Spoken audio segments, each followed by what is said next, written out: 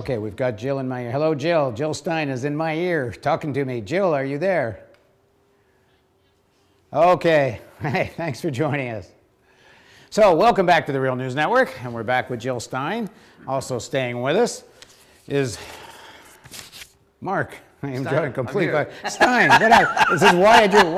How many Steins have I got on here? Jill, thanks very much. Marc Stein, local radio host, I'm sure you know, is also with us. So, Jill, how are you doing so far this evening? Okay, now do we have Jill's picture here? Guys, thank you. Jill, do you see any results so far, Jill? And I should introduce Jill properly. Jill Stein is the candidate for president for the Green Party. Go ahead, Jill. Hi, Paul. I'm catching part of what you're saying. Unfortunately, I'm not hearing all of it. Would you like me to jump in, or do you want to try repeating a question for me? Sorry, we're having trouble with the audio. Yeah, just the question is, how is the Green Party doing tonight? Okay, great. Thank you. I did get that. How's the Green Party doing tonight?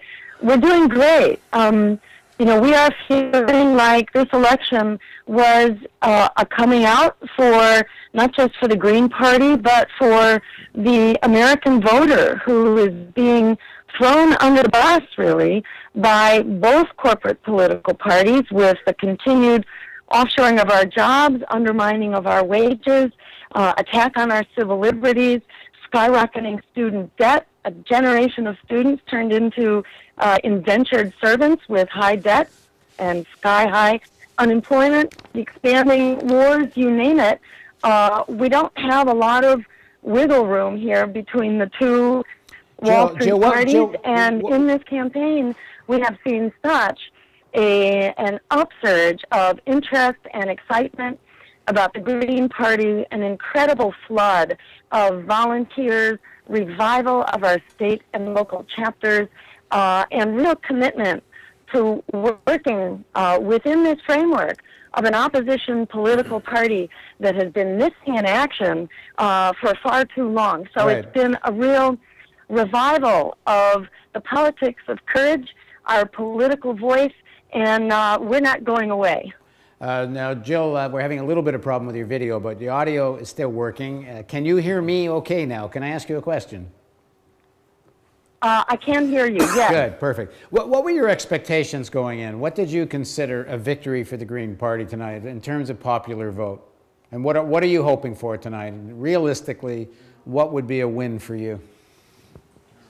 Yeah, and I'll just say generally that when the vote is rigged in so many ways, not only electronically at the 11th hour, not only with voter purges, but far upstream of that with a system that requires enormous amounts of money in order to buy your way in, a system where alternative voices are shut out, eliminated from the ballot, eliminated from the debates. In such a rigged system, the vote count is actually not what really counts. What really counts, to my mind, is the revival of the party, the revival of our chapters, our volunteers, the participants. So in that sense, I feel like we have already achieved what our major goals are. In addition, if we register at all, if we come up above the radar, we are taking a great leap forward over where we have been over the last decade and more. If we come out at 1%, that's over 1 million voters who were never voting for the Green Party over the past decade. If we come out at 2%, that's terrific. It's about 20 times better than what we did in the last several elections. If we come out at 3%, we've basically beaten the record for an independent, non-corporate party in a long, long time. So any of those would be great. And, you know, as I say, the real win is by reconstituting a politics that's of, by, and for the people. Right. Marc, you have a question for Jill? Well, yeah, when Jill, you and I spoke last on my program, we talked about the Green Party and where it is. And I just wonder, given the state of America now, I mean, why do you think it is that people are reluctant to vote third party? I mean, and I say that because, I mean, there's a lot of people, interesting, two stats real fast. It was an incredible subject. Can you hear me? I'm sorry. I picked up the first half. Why are people reluctant Yeah, to start with vote that. for a third party? If there's more you want me to hear, if you can say it slowly, No, I it's can okay. pick it up. Go ahead, Jill. Go ahead. All right, I'll take it from there. You know, I think there's been a politics of fear that has been beaten into us over the last decade or more. But we now have, you know, and that fear rising out of the Nader-Bush-Gore election. Coming out of that election, it was drummed into people that you don't dare stand up for your values, for the solutions we need, for fighting climate change, for ending the dependence on fossil fuels, that we don't dare stand up for our civil liberties, which are being attacked. We don't dare stand up for keeping jobs here and for fighting for the good wages that we desperately need as they're being basically eroded. We've been told we don't dare to stand up. So we now have a decade of experience with this politics of fear. And what we found is that the politics of fear actually delivered everything we were afraid of. All those things we were supposed to avoid by being quiet. We didn't want a president who would expand the wars, who would increase the Wall Street bailouts, who would turn the other way from millions of homeowners being thrown out of their homes, who would bail out the banks rather than homeowners, who would bail out the banks rather than the students. Those were all things that we were told we would avoid if we just went along to go along, if we were good little boys and girls and took the marching orders from the establishment political parties. But what we found was that the politics of fear delivered everything we were afraid of. And in fact, the answer to that losing politics of fear is the politics of courage, in the way that people are standing up to fight the Keystone Pipeline, which this president, if he's reelected, will deliver, which Mitt Romney will deliver. People are standing up to fight the evictions with eviction blockade. Right, Jill. The Chicago Teachers Union stood up to fight. We need that courage in our politics as well. And it's the union of a social movement on the ground, like the Occupy, with a political movement of courage that actually changes history. To look back over the many centuries, it's that union of the fight of the labor parties, the socialists and progressives, Jill, hang and on for a farm second. labor parties, together with the labor movement in the street. The same for women's suffrage and the right to vote, and they Right. had the Women's Party. But Jill, The abolition of slavery fought with a Liberty Party as well. And throughout history, we see again and again that it's independent politics of integrity, not those who are apologizing within a corporate-dominated system. It's the politics of courage on the ground and in our political systems that actually moves us forward. And to go into the voting booth, unfortunately, and cast a vote for either Wall Street-sponsored candidate, unfortunately, gives them a mandate for more of the same. And it's going to be a teachable moment now coming up this next year, no matter who's in office, because even if it's Barack Obama, he's already promised that he will cut that grand bargain, cut Medicare, cut Social Security, cut Medicaid, will continue to offshore our jobs and undermine wages with the next Trans-Pacific Partnership, the mother of all free trade agreements. Right. The floodgates have been opened into the Green Party in this election, and we expect to see people continue to flood into the party to demand a real politics of integrity and to demand the solution that only the Green Party is calling for. Joe, some people in sort of left progressive circles are making the argument that a lot of effort goes into the Green Party election campaign. You knew going in you had no hope of winning the campaign, and victory for you is getting the chapters going. But what happens in between elections? If is the Green Party primarily an electoral vehicle, how do you sustain something so that an on-the-ground organizing changes things over the next 4 years? I'm hearing bits and pieces of what you said, and I have to go in a second, so I'll just quickly respond to some of those bits and pieces.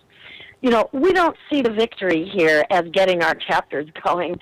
We see the victory here as the politics of courage. If we continue to sign on to the politics of fear, we will continue getting everything we are afraid of.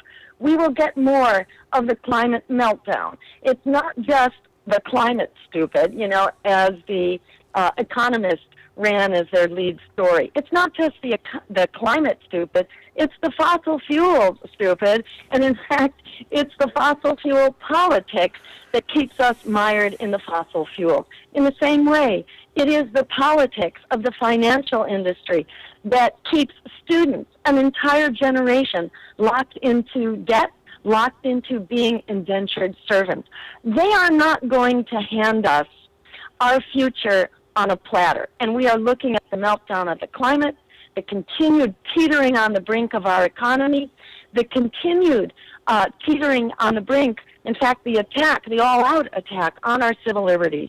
It's not just okay to stand up and vote and fight for the things that we need. It's absolutely life-saving, job-saving, climate-saving. The clock is ticking. They do not have a single exit strategy to offer. We are the ones we've been waiting for, as Alice Walker says. She also says the biggest way we give up power is by not knowing that we have it to start with. On every one of these issues, we actually have majority support in poll after poll. It's time for us to stand up and exert the leadership and the power that we have. The critical event here is flicking the switch in our own minds to recognize the power that we have and to organize on the ground and to organize politically to actually use that power. Okay. With that, I will have to leave you. Thank you so much. Really appreciate all that you're doing to inform and empower voters and to help us create that real politics that goes with the real news. Thanks very much for joining us, Joe. Bye-bye. Okay, Marc Steiner's still with us. Let's catch up on what's going on. Let's catch up on what's going on. Can you mute this, please, in our ears? Thank you. So let's catch up. What's going on? And can we put that CNN numbers on the bottom again, please? Well, there's a lot going on. Yeah. We talked about Virginia a moment ago, just before we went to Jill Stein. And Virginia is leaning towards Romney right now, except the counties in the north that are Obama counties, right by Washington, D.C., only 12 to 15, 20% of that vote is in. So Virginia's still up in the air. All that's up in the air in terms of the horse race. As is Ohio up in the air. Too close. All these things that the states are talking about on the west are just too, on the east are just too close to call just in terms of the horse race. And I think that, you know, I was thinking about what you were just talking about a moment ago, Paul, and with Jill Stein. One thing she said was right. She said a lot of things were right, but one of the things she said at the end is that most Americans are inherently and viscerally take positions that would be considered on the left, but nobody considers themselves on the left. But those are the things people want. And I think that's part of what... I think there's some evidence of that, too. And I think one of the things that's interesting is that we'll see what the turnout is. Yeah. But I think it's not unusual to have at least 35–40% of people don't vote in presidential elections. Right. Sometimes it's as high as 50% don't vote. But when they do these polling about how people are going to vote, it's registered voters or it's even likely voters. But when you actually just poll issues, you're polling a much broader section of public opinion, including a lot of people who don't vote in these elections. Right. And when you look at those polls, I was mentioning one earlier in the show, a poll which was, do you support preemptive strike, essentially, versus only a defensive posture for America? It was like 70% only if there's a direct attack on the United States should military force be used. On issue after issue, essentially a progressive left to center public opinion in the range of 60–65%, with the exception of capital punishment. And capital punishment was about a 50–50, and maybe even a 51–52% for capital punishment. But on almost all the other issues, what would be considered a left center position, but it never gets reflected in terms of the vote, which always winds up this crazy 50–50. No, I agree. I think one of the problems that President Barack Obama faced is that since he didn't take certain positions, that people wouldn't think, as I said, left or right, but I think Obama's as much at fault for his difficulty in being reelected, I mean, we'll have this close campaign, as are the right-wing Republicans fueled Tea Party madness. Because if he had come out and said, we're going to have a moratorium on mortgages for the next year until we get this mess straight. I'm not going to allow this to happen. I believe if he had done things like that, closed Guantanamo, which he could have done, stood up to that, I think then they wouldn't have lost the House. The Democrats might have lost the House.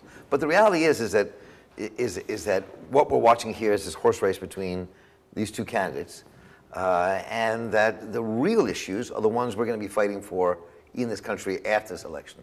The real issues are one of the reasons why the real news is here in Baltimore. It's because it's on the ground here in these communities where the change is going to take place. And I think that the energy is out there. You can see it. And I think it has to be galvanized almost outside the mainstream political world and maybe inside it on a local level. And I think that, Right. yeah. I also think we need to start talking about who President Obama represents, who Romney represents. And we began that in the first segment a little bit, about which sections of capital they represent. But I've quoted probably more than anyone I've ever quoted on the show. I've quoted George Will. And it's my favorite quote of all time. And George Will said in the last election, let's not get sentimental about democracy. We don't get to choose whether the elite will rule. We get to choose which elite will rule. Right. And that, we can't forget that that's what we're talking about. We're talking about different sections of an elite. And I think it's rather clear President Obama was backed by Wall Street with a mission. And one of the reasons he received more money than Hillary Clinton did very early on, and which is unusual for the senator from New York to raise less money on Wall Street than some upstart junior senator from Illinois, was because he was being groomed to deal with the coming crisis, the coming financial crisis. And his first job was to get Geithner and Summers in. His job was to manage this unraveling of the global capitalist system. And from the point of view of the banks, he managed it. And he did it in a way that perhaps a Republican couldn't have. Either a Republican would have been vilified for bailing out the banks, either because he's bailing out the rich, or he would have been vilified from his own sections of his own party for you shouldn't use public money for this sort of thing. But let me just add one other point to this, which is if we accept the idea, what we're really deciding is which section of the elite is going to rule here. I think if you look at the situation from the global financial crisis and climate change crisis, this elite really is not fit to rule. They really have no solutions, and they both from climate and from economy, they are driving over a cliff, whether it's a 5-year, 10-year massive crisis or whether it's several decades of recession.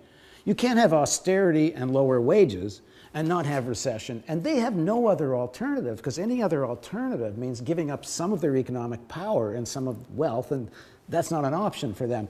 The problem here is if the elites aren't fit to rule, the problem is either is anyone else, in the sense that there's no other class in society, whether it's workers or others, who are organized enough, ready to do much of anything, and you can see that electorally. Well, I agree, and I think that a couple of things, you said a lot there, and when most Americans look at Barack Obama, especially the ones who support, will be more inclined to support Barack Obama or Democrats than they would Republicans. They see what you're saying, but also see, but Barack Obama stopped us from going over a cliff. Yeah, he saved it for Wall Street. He saved it to try to patch this hole in the dike of the capitalist world kind of falling apart around itself. But he saved us from going off a cliff, and that's how people view it at the moment. And there's some truth to that. There's some truth to that. And I think that now you are seeing this world scrambling, this transnational capitalist world scrambling, try to figure out how to save itself from itself. And they can't figure it out. And people are erupting all over the world.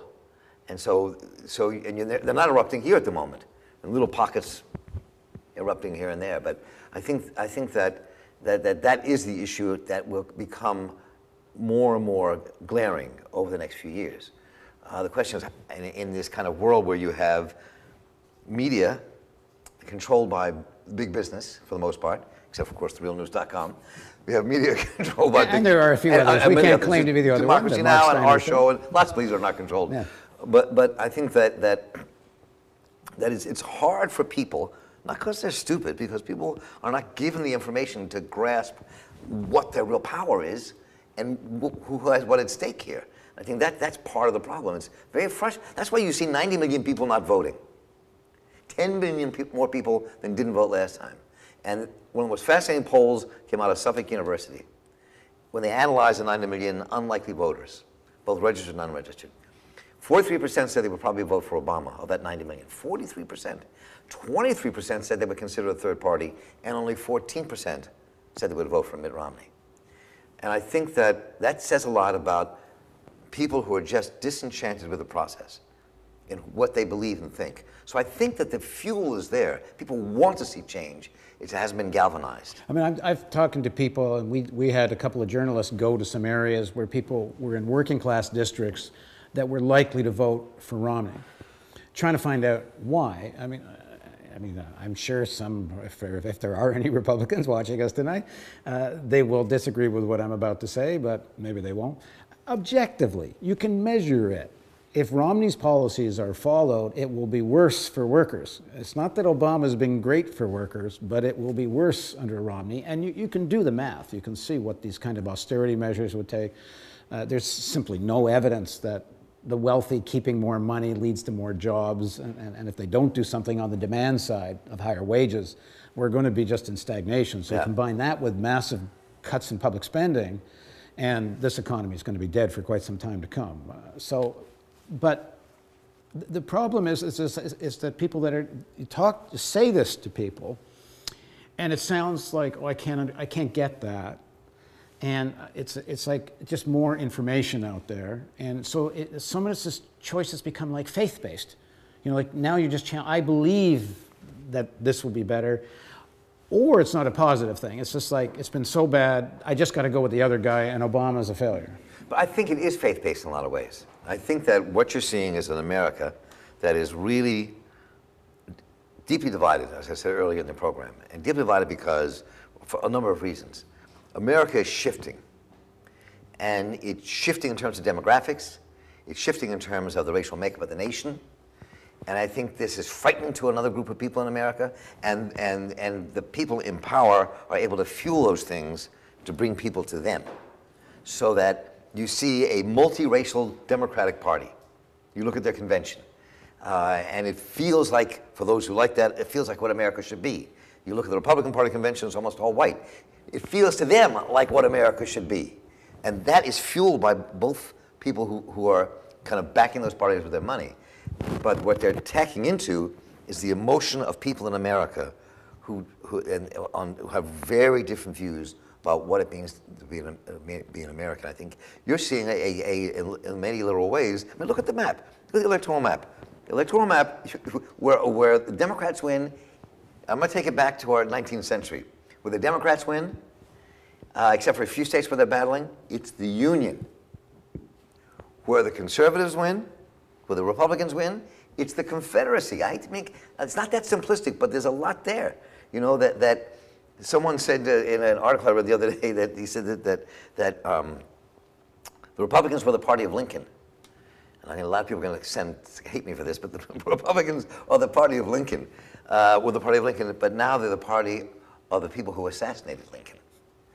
And that is the visceral thing in America. We're still fighting the Civil War in the United States of America. And that is part of what's going on here at a very fundamental level. And it has not been translated into any kind of movement for change because you don't have the Union base you had in the 30s. You don't have the fight against segregation that broke out in the 50s and 60s in America. And something will galvanize. There's one problem. There's only one problem. If we're fighting the Civil War here, the Democratic Party, even though it's led by an African American, is not led by a militant abolitionist. If you want to keep the metaphor going. No, it's not. So there's a problem here. But then we forced Lincoln to become an abolitionist at the end. All right, we're going to keep going here. So we'll take a short break. We'll be back. We'll talk about some of the results. Thanks for joining us on the Real News Network. We'll be back in just a couple of minutes.